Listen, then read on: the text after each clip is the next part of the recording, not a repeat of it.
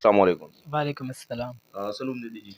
جی زما خپل نوم اسد دی او سپینه کوکو باندې مشهور یم. دا بله مسد دی او تم مسد دی؟ جی دواړه اسدان راغلي. او جی سبق ته ویلی دی؟ او جی څویمه پورې؟ سیکنډ ایئر. سیکنډ ایئر. ښه بیا خو ماشاءالله ایجوکیټډ دی.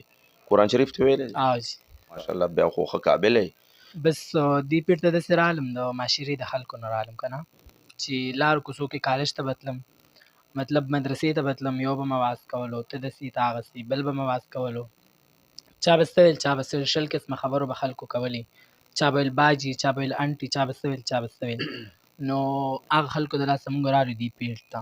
دې پیټ ته چې رالو مونږ ویل دې پیټ کې به مونږ ته سکون میلاویږي، کلي خلکو نه رالو دلته.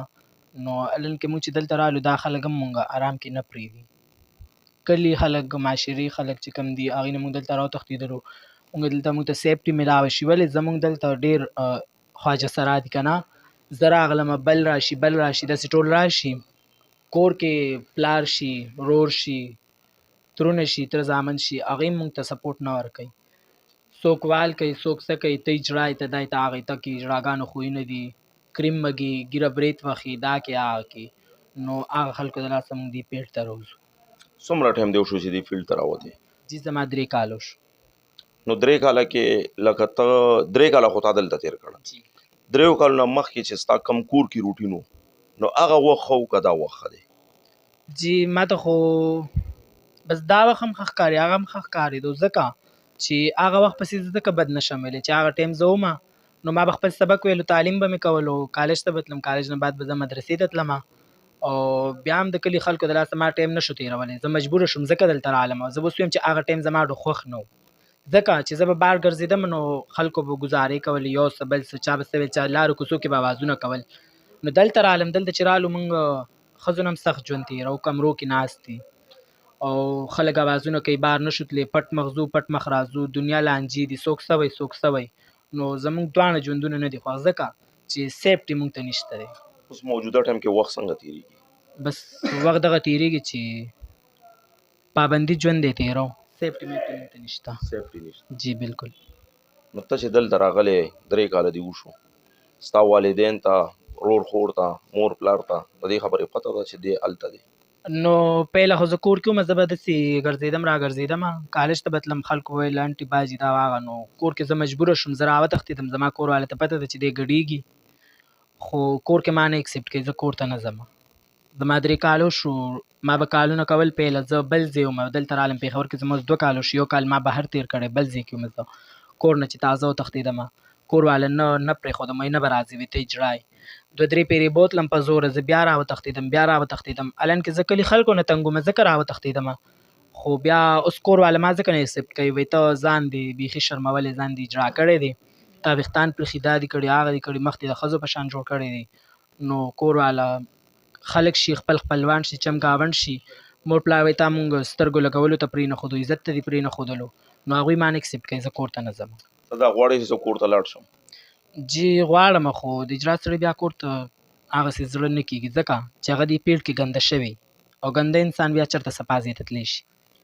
چې پروګرام کې خو موږ ته ډېر تکلیف وي، ځکه چې یو شپه یې موږ د شپې ځو راځو، زموږ کار د شپې دی، د ورځې خو دی نه، چې انسان به وایي چې زه دې ځای ته ځم، ورځ د زه خلک دي څوک دي مونږ به بچ شو، د شپې تګ دی زمونږ باندې لارو کې فایرنګ هم کېږي، هر څنګه حادثې مونږ ته راځي، خو زمونږ د تپوس نه څوک شته، نه زمونږ د سپورټ څوک شته چې مونږ لږ مطلب مخکې کي، چې مطلب دې خلکو ته څه مه وایې، دا هم د خدای بندګانان دي که نه، یوازې عوام خو نه دي چې د خدای بندګانان دي.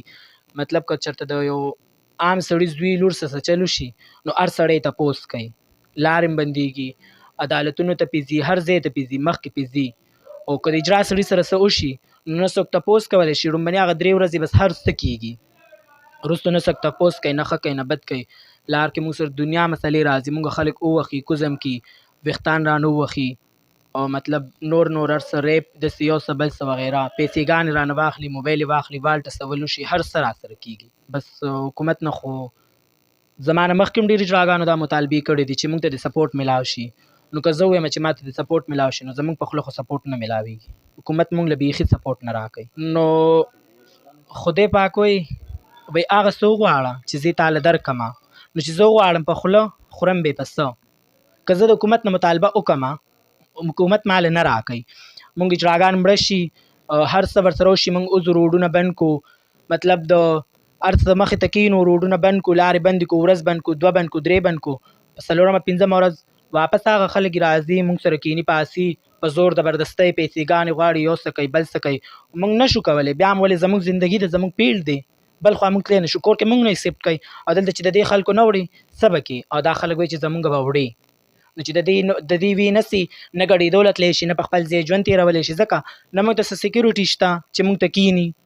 حکومت نه زموږ دا مطالبه ده چې موږ له سیفټي ځای راکړي، موږ ته د خپله سیکیورټي راکړي، ځکه چې زموږ دا ژوند سیف شي، څنګه چې د عامو خلکو دی، څنګه چې مطلب د حکومت د سیډه سرکاري خلکو ته سیفټي ځای نه دي، مطلب سرکاري لیډیز دي یا مرد دي هغوی د پاره څنګه سیفټي ځای نه دي، سیکیورټي ورته ناست دي، ګاډي دي، یو څه دي بل څه دي، ښه په ارام ځي راځي، نه پې چا ډز وکړو، نه چا ښه وکړه، نه چا بد.